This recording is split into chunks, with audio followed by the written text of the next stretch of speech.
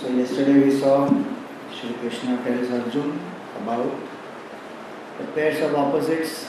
They come and go, be equanimous and bear them. Don't allow them to disturb the mind, dissipate the mind. Now he comes back to the knowledge of the self.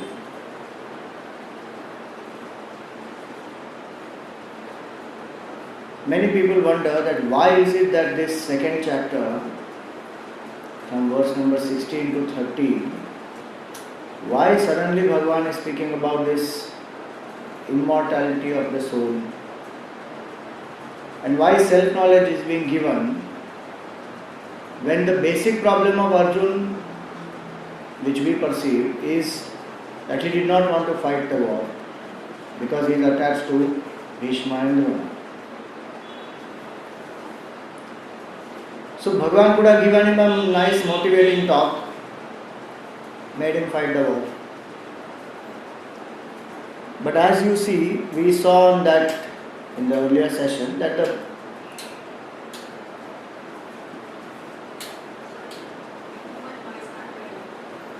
you can increase the volume. Mic is here now, but the volume has to be increased.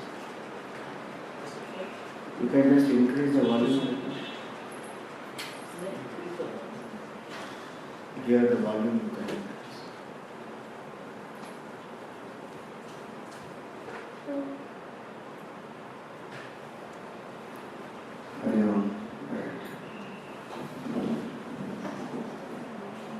So what we perceive is Arjuna's problem was only attachment and He could have been given a motivating talk to get out of his attachment and start fighting the war, start doing his duty. Why is the knowledge of the self required there? So we saw in the earlier sessions that the root cause of the problem is what we have to go to, not just the symptoms. If we go to the symptoms and try to handle only the symptoms, there is a problem, there is a issue of relapse of the disease.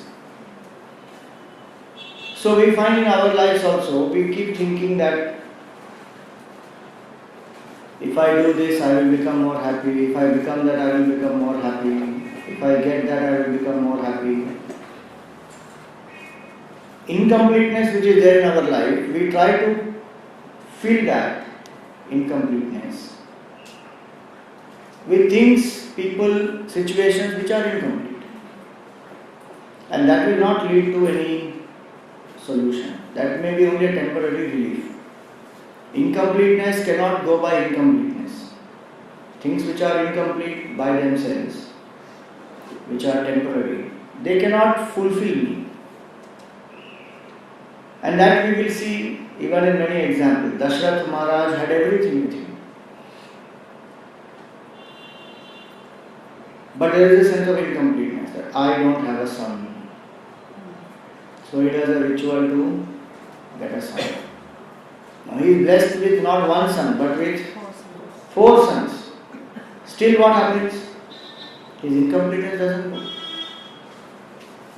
Somebody thinks money will make me complete. Somebody thinks position will make me complete. Incompleteness cannot go by adding more incomplete things to our life.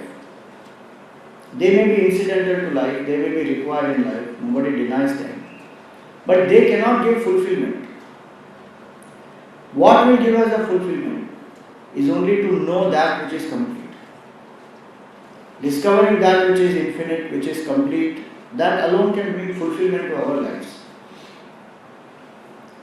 And so Bhagavan gives this knowledge of the self to Arjuna to handle the root cause of his sorrow, and the root cause of the sorrow, as we saw, is ignorance of the self. I don't know that I am already infinite, complete. I feel I am incomplete when I identify with the body. And when I identify with the body, then comes the sense of incompleteness, then comes the desire. Because as we saw earlier, desire is nothing but a feeling of incompleteness. So how will the desire go? Desire does not go unless the root cause of it goes, which is the incompleteness. Incompleteness does not go until there is knowledge of the self. By adding incomplete things, it will not go. Hence the knowledge of the self becomes most important to fulfill one's life. And out of that fulfillment, any action that will be done will be appropriate, will not bind, and the person has completed the very purpose of all actions. Otherwise, we keep doing actions, we keep achieving things, still we feel incomplete, we feel empty. So one thinks that more actions, more things, but that cycle that will not lead to fulfillment. What will lead to fulfillment is the right understanding, the knowledge of the self. Hence in the 16th verse, Bhagavan now introduces one of the very famous verses is this. Yesterday we saw, once again we read it. Nasato vidyate bhavaha Nasato vidyate bhavaha Na bhavo vidyate sataha Na bhavo vidyate sataha Ubhayorapi drashtam tastu Ubhayorapi drashtam tastu Anayos tattvadarshibhihi. Anayos tattvadarshibhihi. So he says, Na asataha vidyate bhavaha. That which is unreal has no existence. That which is real has no non-existence. Ubhayorapi drashtam tastu. A person who sees the truth of both these is a wise person, is an knower of the truth. So now, real and unreal. Sat and Asat. What do we call as real? What is the criteria for us to determine that something is real? One that is then repeated sometime, past, present. Always then. That may be a philosophical answer. Gross things, what you can But touch. what is our criteria generally to perceive? To understand what is real? What you can touch, see, hear. So perceptibility is one criteria. That whatever I perceive is real. Most basic criteria is perceptibility. I should be able to perceive it. So perceptibility is the first criteria. But one has to inquire further. That can perceptibility actually be the criteria to understand what is real? What? Because you have the mirage. Exactly. So you see so many things which are not real, which are limitation of the senses. I see the sky as blue, sky is blue, sky is not blue. I see earth as flat, earth is flat. I see sunrise happening, sunrise is not happening. So perceptibility by itself cannot be the criteria. Then what is the criteria to know that which is real? Sometimes it is utility. That something which is useful to me has to be real. I am using this mic, I am using this iPad, this phone, this table, so many things I use. If I am using it, that means it has to be real. How can I use something which is unreal? But think about it, just because I am using it doesn't mean that is real. In the dream world, I use so many things. If I sleep hungry, and in the dream I have a big feast, will that quench my hunger of the waking state?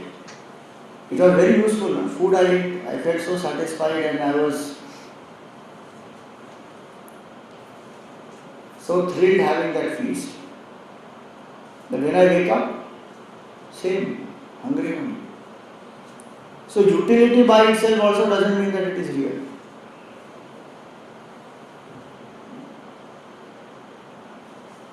The snake that one sees instead of the rope, there is a utility.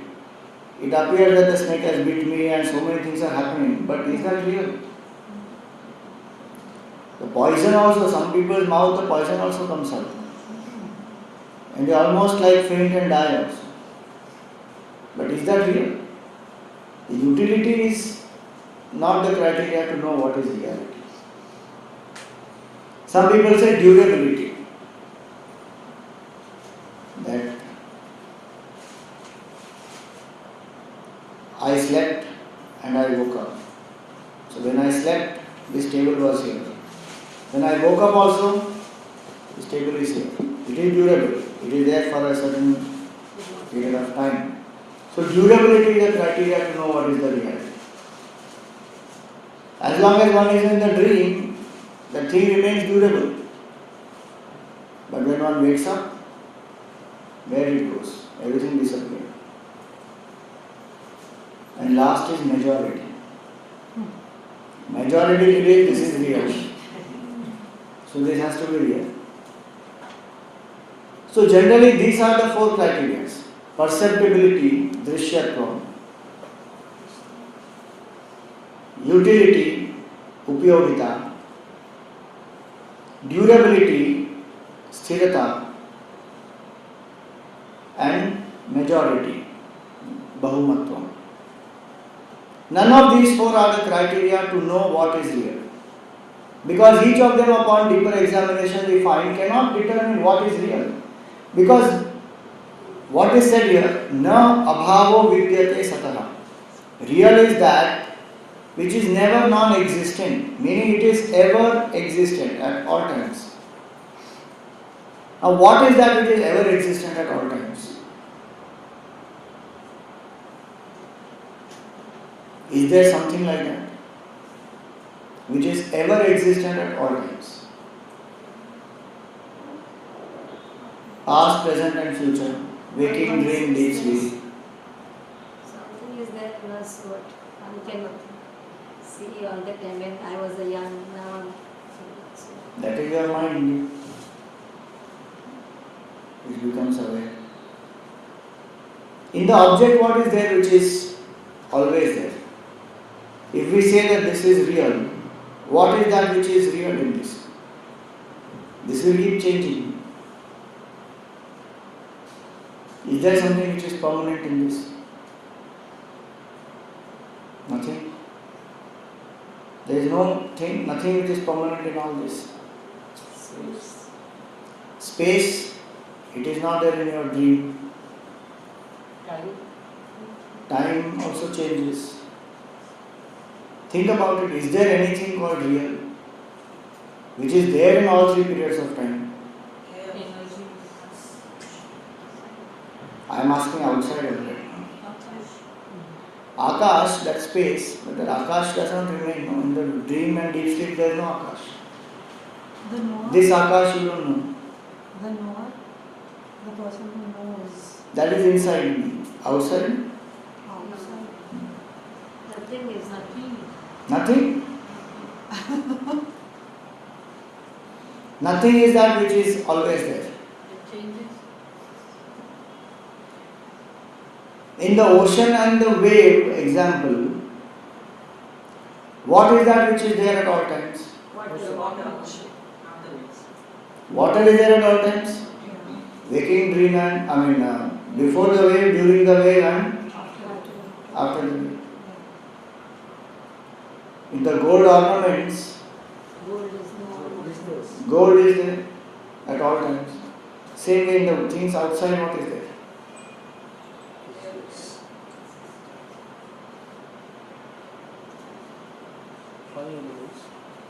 The five elements are not there, they constantly Business. change.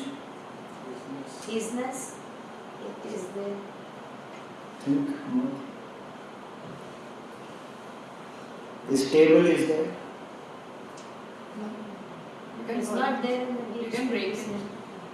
You can break it. Exactly. So if this table is there and you break the table and make the wood. So wood is So now table was and the wood is. is. That wood you make let us say a pencil.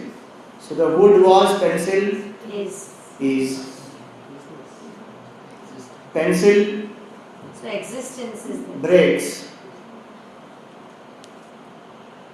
Maybe you burnt. Then the pencil was and the Just as ash is. So what changed? Form. Form changed. Form. Name changed. But what was common? Wood was common. Wood became ash. No? What is that which is common? Isness. Isness remains always. That which is always there is the Sat. Name and form keeps changing. Like the water always remains. And that water which always remains, no matter whether the wave rises or falls or Big stays, nothing happens to that water. Water is. Full stop. Same way, whether this is a table or a wooden piece or a chair or a pencil or an ash, no difference. To that isness, there is no difference. Just like in the world outside, there is isness, which is always there. What is there in me, which is always there?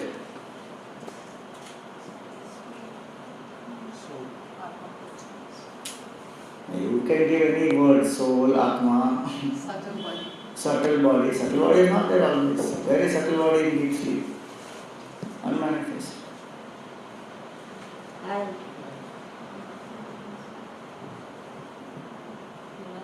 ego. Energy. What energy? Thought energy, power, solar energy, thermal energy, what energy? The prana is Prana, but I am not aware of the prana in dream and deep sleep. Body is handling the prana. I am not even aware of the body. I. Who is that I? Consciousness. That we have to inquire.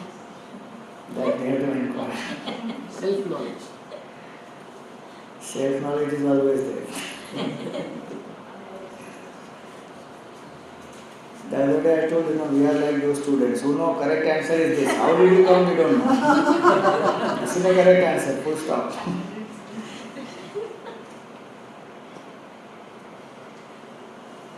Suppose I ask you, how are you? What will you say? Happy. You say, I am happy. Suppose the class goes on for 3 hours and I ask you, how are you? What will you say? Happy. I am exhausted.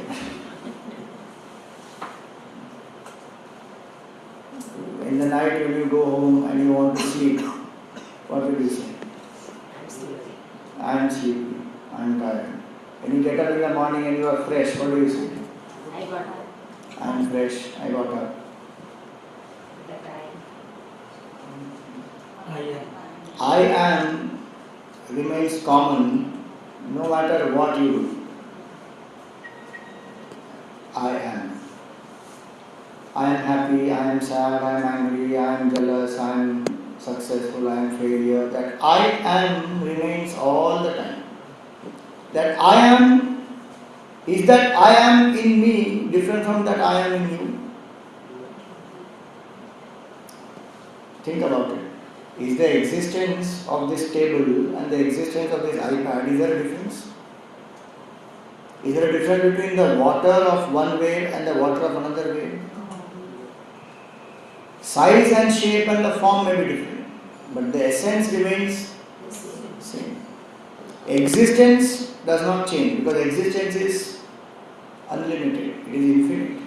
Name and form has a boundary that changes. Same way, I am is constant. In me, in you, in everyone. In every living creature there is I am. Then what is the difference? Adjectives. So I am tall, I am dark, I am thin, I am happy, I am sad. Somebody says I am young, I am old. Adjectives of body, mind, intellect are different, but I am is the same. You may say that what is there so much of technical discussion on this isness and I am, how does it matter? We have to go on with our lives. But you think about it. I am is that which always is, which will never be non-existent. Meaning, have you ever experienced your own absence? That I am not? Anyone? Today is the last class. Next class in June when it happens. Till then you have time. Try experiencing. I am not. Think. Have you ever experienced I am not? Who is that who knows that I am not? In meditation also. Think. Is there any situation, any time, any state where I can experience that I am not? It is not possible. Nobody can experience their own absence.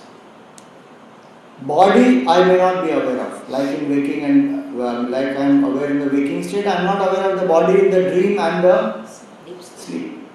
Mind I may not be aware of. But I am, even in deep sleep you experience. No? I am. Does anybody experience that I am not?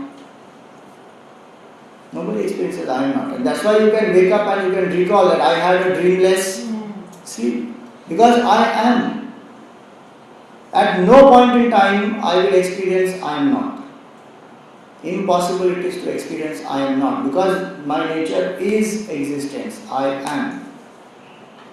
Which means what? That even death cannot destroy you. Those who come to know Sat or existence come to realize that I am immortal. Because body can come, body can go, mind comes, mind goes. But I am totally separate from these and I am immortal. That I am is infinite. It is not limited to this one body. That existence is all pervasive. And so a person who comes to realize that I am doesn't add any other adjectives. They are functional adjectives. When you have to add them, you add them. You don't start behaving at a functional level with that knowledge. There will be a problem. If somebody asks you, who are you? Don't say, I am. You say, I am Mr. So and so, son or so and so. Don't say, I don't add adjectives. I am. You understand whatever you want. Functionally, one has to do all that. But psychologically, deep down, one knows that all these are only roles, adjectives. Like an actor who knows very clearly that this is just a role. I am not this at all. I am something else.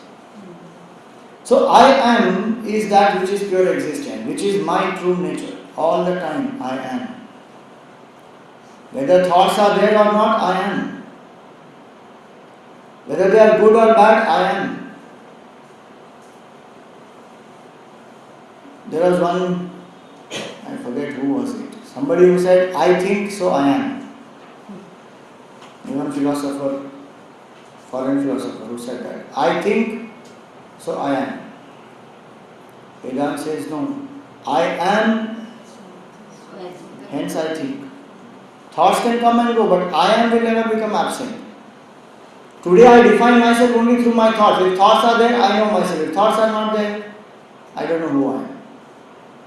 So that I am is that which is there at all times. That is Sat. That's why he says that which is Sat is never non-existent. In me, what will never be non-existent is Sat. I am.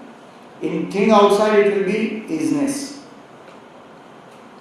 So a person who becomes aware of this, that I am, from the standpoint of I am, nothing else exists. All the names and forms are only in the mind. Like the wave, is there anything called a wave? We use a functional word to say a wave. Big wave, small wave. We use a functional word. But actually what is there? Is only water is there. Nothing else is there. Not knowing that, not being aware of that water, if I get stuck with the form of the wave, that this is a big wave, this is a small wave, and this big wave ate away the small wave and it is so unjust and whatever, then there is a confusion. Same way, I don't know that I am. My nature is immortal. The reason why we have to know this is because we have three most fundamental desires, everybody, which are called inborn desires. There are two types of desires. One is cultivated desire, another is called inborn desire. Cultivated desire is different for each person. Somebody wants to become a doctor, somebody engineer, somebody wants to have a promotion, somebody wants to marry, somebody wants money. So cultivated desires are different for each person. Depends on their own temperament, their own past impressions. But the inborn desires are the same. What are the inborn desires? First inborn desire is, I don't want to die. I don't want to die. Anybody wants to die? You don't want to live forever. Yeah, if I like. You don't want to live forever, not in this body, but you want another form, no? No, it's okay. And it's okay to die also. It's okay. Yes, yes. What is the belief after that? No, After I die, what happens? doesn't matter. That means you have not thought more about it. That's all. You don't know. I don't know, but the mind doesn't remain in I don't know. Mind will have some imagination that after I die this will happen, that will happen, or I will get lost in the five elements. Some concept will be there or not. As we have heard about it, like we say that we take another birth or something like that. So it depends on whatever you have heard. You will have some idea. Does anybody want to destroy oneself and just be okay, even if I get destroyed, doesn't matter, nothing happens. Unfortunately, you come back with a bang. Each one of us has the desire for continuity. Immortality means I want to be. In different ways one wants to be immortal, not only at the physical level. Some people want to be immortal at the physical level. Some people want to be immortal through their name. Naam. I may not be there, but my name will remain. People should never forget me. So, something to do, some popularity, name, and it should continue. Some people want to remain immortal through their children. So the child is that which is an extension of me. So through achievement, through name, through fame, through different things, power, money. So I have a basic desire to remain at all times. And because I am identified with the body, mind, intellect, I feel that this will perish anyway one day. So I try to elongate. As long as I can be young, I want to be. So as long as I can prolong. So even if I become old, put a dye on the hair and pretend that I am young. Elongate. So one wants to do that. So basic desire, first basic desire is the desire to exist, to be immortal. Second basic desire is the desire to know. I need to know. I may not need to know specific subjects, but I am in the mode of I have to know. I can't remain totally ignorant and not know anything. Even the most dullest person wants to know from where his next food will come. I want to know. And third basic desire is I want to be happy at all times. I don't want to be miserable. So these three are the most basic desires. And these three cannot be fulfilled by any object outside. That is why there is incompleteness in our life. Will any object make me live forever? No. Will any situation make me happy forever? No. So I am knowledge and I am bliss. This, if I come to know, this is called the knowledge of the self. I have a body, mind, intellect by which I am experiencing the world of object, emotion and thought. But my nature is Sat, which means I am. Chit means I am aware or I know. And Anand means I am bliss. Is this CHIT or CHIT? Because is there a difference between the two? There is no difference. Chit, Sat, Chit, Anand. When you do Sandhi, becomes Sachidananda. In Sanskrit, the Sandhi has to be done. It becomes Sachidananda. Sachidananda Rupaya. So the idea is the person who becomes aware of this, that my nature is Sachidananda. I have a body, mind, intellect, but that is not my nature. That's the equipment that I have. That person becomes fulfilled in life. Because that which makes me fulfilled is this knowledge. No other object can fulfill these basic desires. All the other objects, people, things can only fulfill the cultivated desire, but my basic desire remains the same. That I still feel incomplete because I am mortal, I don't know so many things, and I am miserable. That's so my nature in finite life, I keep remaining incomplete. Because at the level of the body, mind, intellect, that is how it is.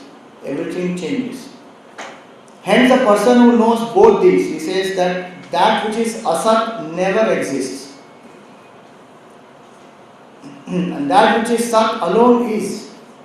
So actually, water alone is at all times. Wave does not even exist. From the standpoint of water, wave does not even exist. Same way, from the standpoint of the self, this whole world doesn't even exist. This is all expression of the self only. But we don't see that It is like missing out on the water and getting stuck to the form of the wave. So we don't see what is the reality and we keep getting attached to the forms and the names, which in Vedanta we call as mithya, as illusion. So there are three words here, right? One is called as sat. Sat means real. So what is the opposite of real? Unreal. So sat means existence. So the opposite of existence is non-existence. So sat means real, existent. Asat means non-existent. So when we say sat and it is real, and you say asat, unreal, then from standpoint of sat, this whole thing doesn't even exist. Can we believe that? That this doesn't exist only. Most difficult to believe that this doesn't exist. So to help us to do the transition, there is this third word which is brought in Vedanta, which is called as mithya, which means illusion. What is illusion? Illusion is that which is not actually there but which appears to be there. That is called illusion. So what is always there is sat. What is never there is asat. But what is not there and appears to be is called mithya, illusion. So for us to accept that this world is not there, very difficult, because I am experiencing everything. Nor am I experiencing that this all is self. Pure consciousness, existence, bliss, that alone is. Sachidananda alone is all this. Can't experience that. So what to experience now? How do I relate with the world now? Understand that it is there, but it is an illusion, it continuously changes. So the mirage is seen in the desert. So even when the mirage is seen, the seasoned traveler knows that this is only an appearance. There is no water there. And what happens with that? When I understand that there is no water there, what happens? I will not run behind it. I will not chase. I will not have false expectation. I will not get disappointed. This understanding of the illusory nature of the world is a very important step in Vedanta. Before I come to realize the truth as Sat. Because I think the world is real,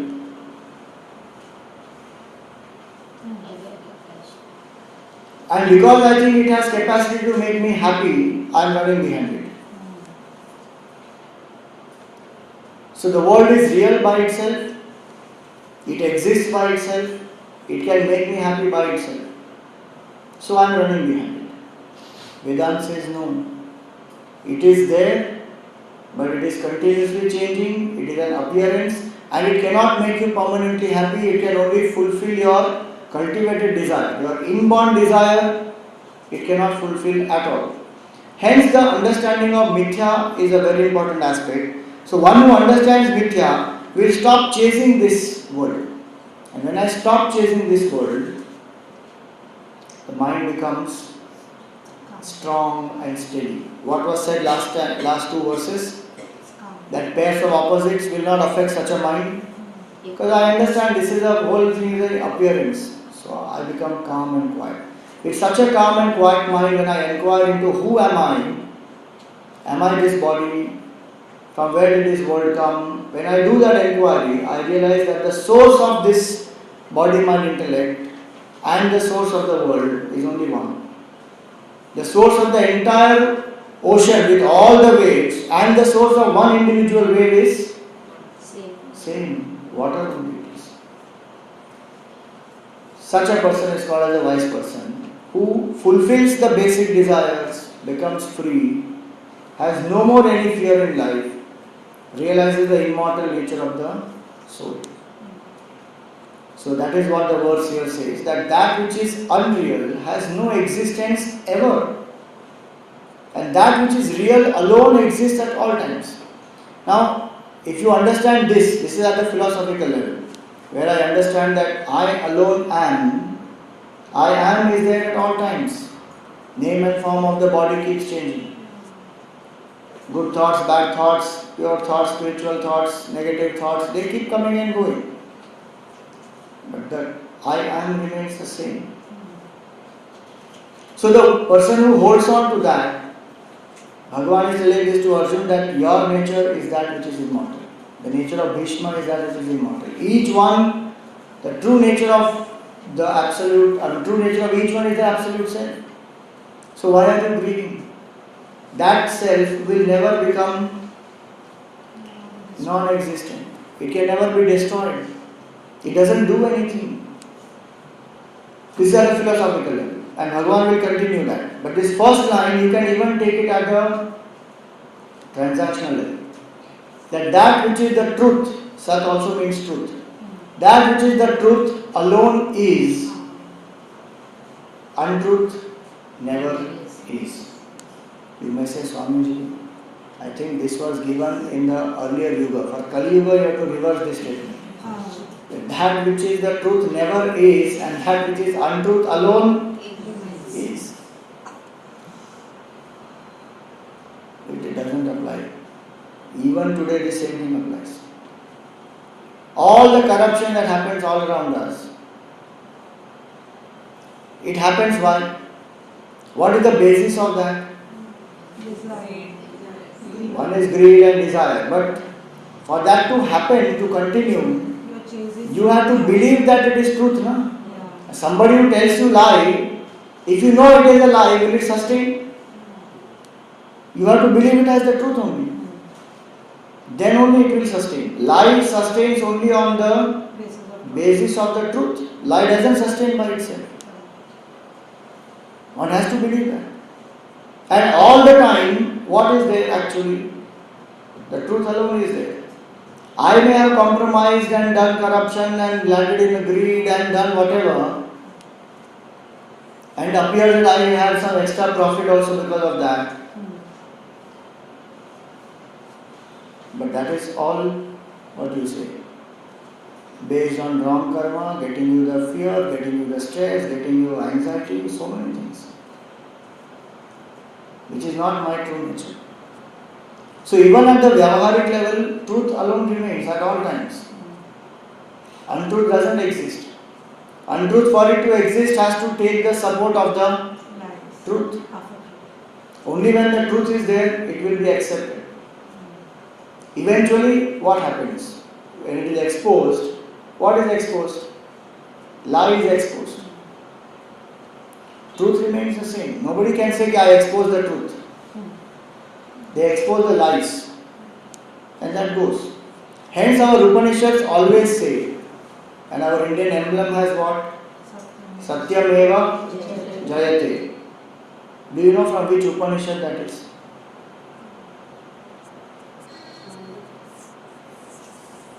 Don't know.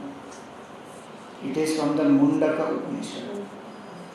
And the whole line is Satyameva Jayate Na Anrutam.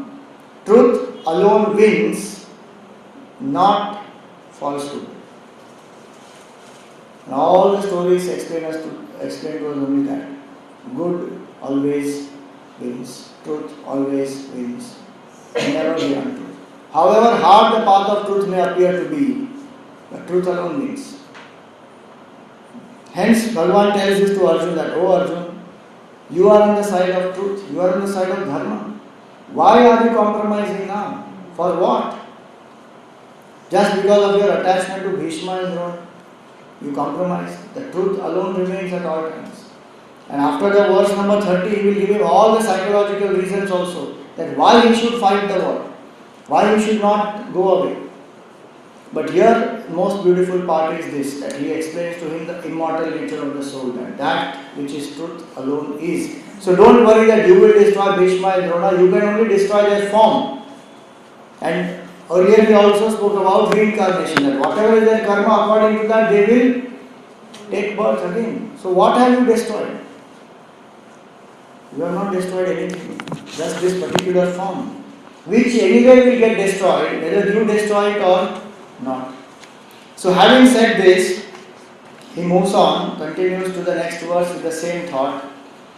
Avinashi tu tad vidhi Avinashi tu tadviti yena sarvamidam tatam yena sarvamidam tatam vinashamavyayasyasya vinashamavyasyasya na kaschit kartum arhati. na kaschit kartum arhati. So these are all very nice verses about immortality. Any fear of death can be overcome by contemplating on this. Avinashi tu tadvidhi, know that to be indestructible. Yena sarvamidam tatam, by which all this is pervaded. So in each and everything that we see around us, however small it may be or however mighty it may be, the existence is one and the same, and that is indestructible. Nobody can destroy that existence. Vinasham avyayasya, that which is existence and that which is changeless, nobody can destroy that. Na kaschit kartum arhati. And Shankaracharya in this Bhashya he writes that not even God can destroy that. That which is the soul, the Atma, the self, even Bhagavan cannot destroy. Why? Because that is the nature of Bhagavan only. How will Bhagavan make existence into non-existence? The nature of the truth is existence. So nothing in this world is there which can destroy that soul. Immortal is our nature. So all the fear of death, insecurity, all that can go away the more and more one thinks about this. That the body dies, but the one truth never dies. Now comes a very famous verse. Rather I should say infamous verse. It's used in a very inappropriate way. 19th one.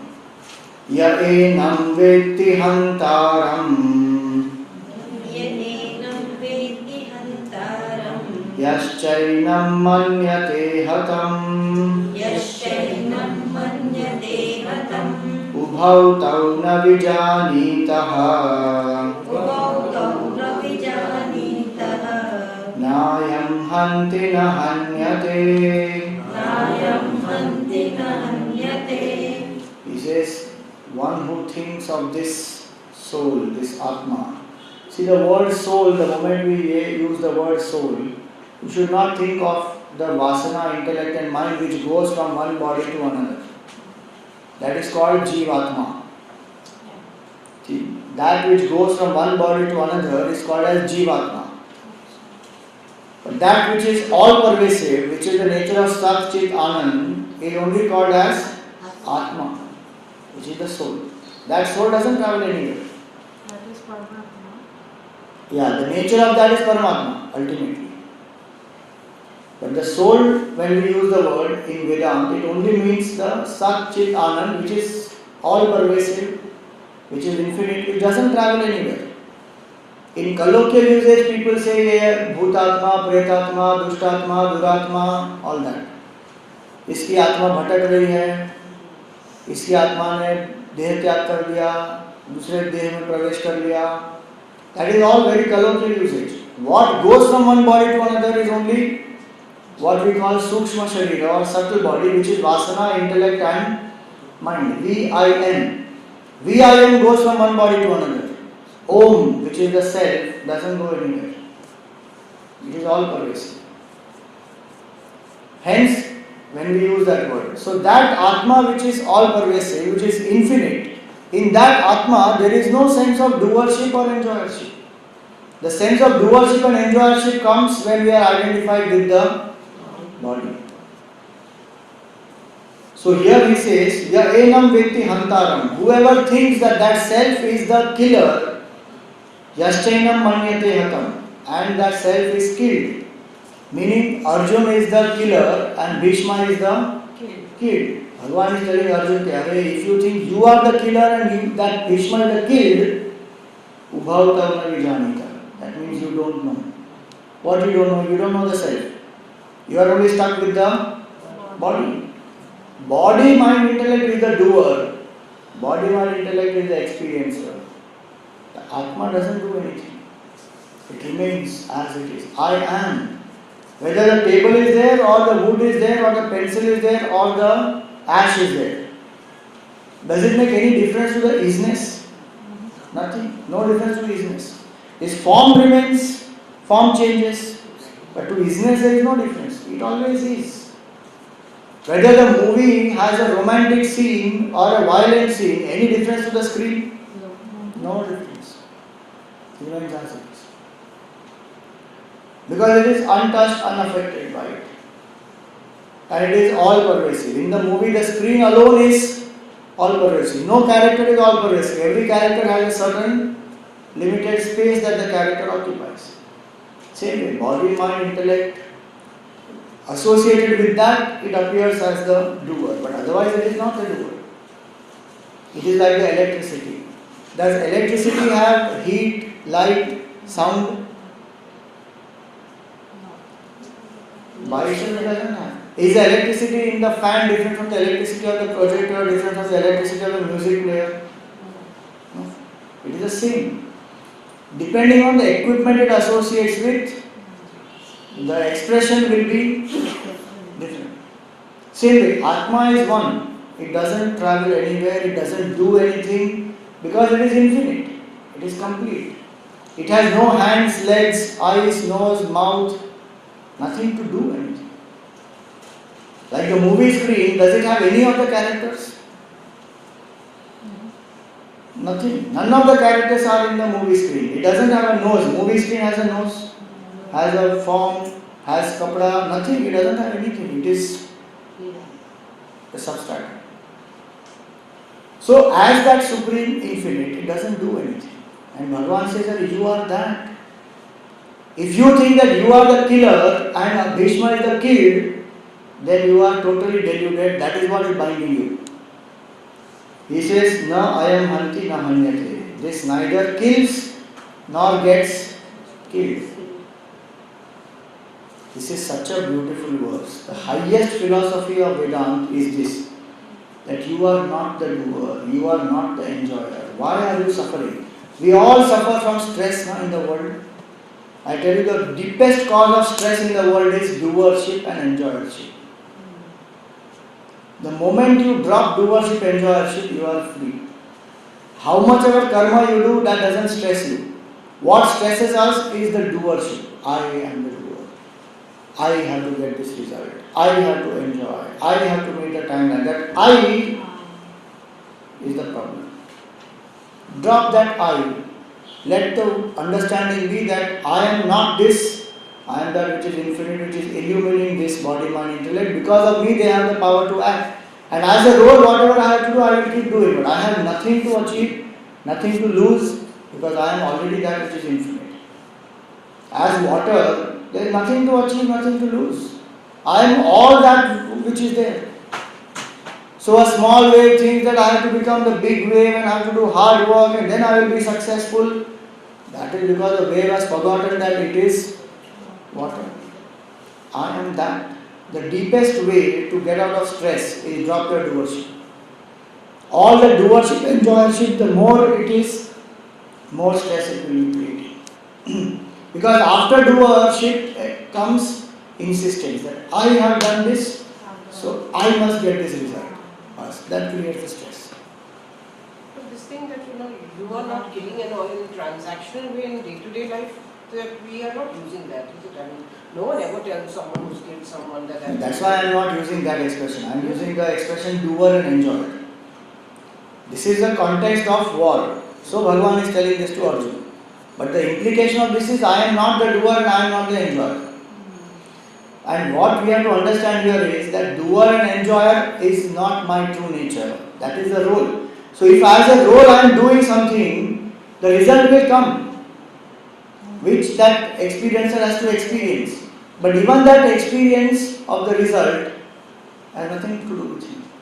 Anything that happens to the character in the dream, does it happen to the waker? Nothing happens. In the dream, I may kill somebody, I may be even put in jail and I may be beaten up there and I may be completely, injured and reeling in blood. But when I wake up, So the person who knows this will know that as long as the role is there, that role has to be played. And in that there are rules, in that there are values, in that there is a system. But today we have forgotten the reality and consider the role only as real. Bas. The actor who plays in the movie plays the role properly. Just because he knows that he is not the role, does it make him play the role less effectively or more effectively? More effectively. Because he knows that I am not this, he will just play it with effortlessness.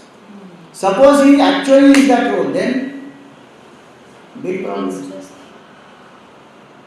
That is what has happened to us. We have forgotten the reality and we consider the role to be real. And now I am suffering under the stress and pressure of it. Bhagavan says, Arey, you are not this at all. Wake up. This is not a license to kill. Because what result has to be faced at that transaction level has to be faced. That you cannot avoid. That's why I said that this is a very misquoted verse. And unfortunately, it is used in such horrible ways. There's a movie called Ux which had come long back. 10-15 years back, one movie called Ux which came. Amitabh Bachchan was there in that movie. After every murder, the killer will say, कोई मारता नहीं, कोई मरता नहीं, ये मैंने नहीं कहा, गीता ने कहा. You just imagine people like Amitabh Bachchan also don't value the human, the depth of this Hindu scripture. That's why Hindus are the greatest culprits for throwing Hinduism down. It affects the society. Such pseudo-secular people they are. If a Muslim scripture is insulted like that, the movie will not be in a theatre. The theatre will be burnt out. But Hindus will sit there and happily clap. Wow, wow, wow. Kya acting kiya Amitabh Bachchan. My food, Amitabh Bachchan acting kiya, but he destroyed the whole thing totally. And his own son, Abhishek Bachchan, and his daughter-in-law, Aishwarya Rai, destroyed Ramayana totally. That movie Ravan, if you saw, what all they have shown in that? Ram is a liar, Lakshman rapes Surpankha, Hanuman is a drunkard, Sita falls in love with Ravan, Vibhishan, Ram breaks his promise. What all they have shown in that? People appreciate it. Luckily that movie went for a flop. No, but otherwise people Hindi movie went for a flop, but that movie was a remake of a Tamil movie made by Mani Ratnam. And that Tamil movie was a super hit. Because anyway they were thinking down there in South and Mani Ratnam is an absolutely communist fellow. So he made such a movie, nasty movie and a horrible hit on Hindu culture. But Hindus don't know only, they live in their own stupid world of intelligence. They are not bothered about their culture. They don't even know the danger that is coming to them. 40 years was last 10 years before the estimate was 40 years. Now it is less than 30 years. Within less than 30 years, Hindus will be a minority in this country. You watch. What will happen to this country then? Your children, will they follow Hindu culture which has the freedom to follow anything? Either they will be converted or they will have to do namaz. Imagine. And we Hindus are still sleeping happily. We don't bother only. And we may quote this verse. कोई मारता नहीं, कोई मरता नहीं. कोई convert नहीं करता, कोई convert होता नहीं. अरे, functional level तो it has to happen. Transaction has to go on, but with the deepest understanding that I am not the doer. Person who knows this becomes free. No more any agitations. Nothing can bind that person. Effortlessly the person will keep acting. Such a person goes beyond law of karma also. Who knows this self. But at the functional level, whatever result has to be faced, that will be faced. But with that clarity that nothing happens to me. Today I don't know that, so I suffer. Small little things can make me upset. big things can make me elated. Because I think I am this small finite entity. More about this we will continue in June. Our dates for June are 17, 18, 19.